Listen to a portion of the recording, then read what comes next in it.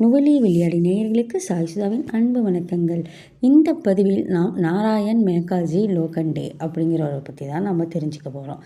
இவர் மகாராஷ்டிராவில் 1848ஆம் வருடம் பிறந்தார்.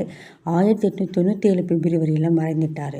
ஆனால் இந்த குறைந்த கால வாழ்க்கையில் அவர் நமது இந்திய வரலாற்றில் இந்திய தொழிலாளர்களின் வாழ்க்கையில் மறக்க முடியாத நபராக வாழ்ந்தவர் இவர்.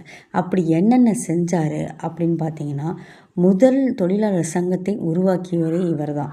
தொழிலாளர் சங்கத்தின் தந்தை அப்படின்னு இவர் அழைக்கப்படுகின்றார்.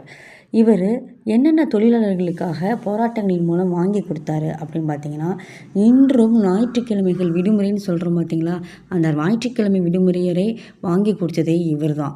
அதே மாதிரி பிற்பகலில் அரை மணி நேரம் இடைவெளி வழங்கணும் அப்படிங்கிறது இவருடைய போராட்டத்தின் விளைவாக தான் கிடைச்சது.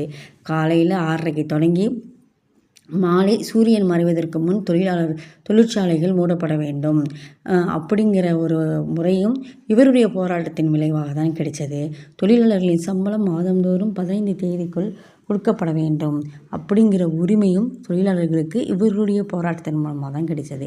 இப்படி இன்றைக்கு தொழிலாளர்கள் அனுபவிக்கக்கூடிய பல உரிமைகளும் இவருடைய போராட்டத்தின் விளைவாக தான் கிடைத்தது. அதனால தான் இவர் இந்திய தொழிற்சாலைகளின் தந்தை அப்படின்னு அழைக்கப்படுகின்றார். நாராயண் மேகாஜி லோகண்டே மறக்கக்கூடாத நபர்.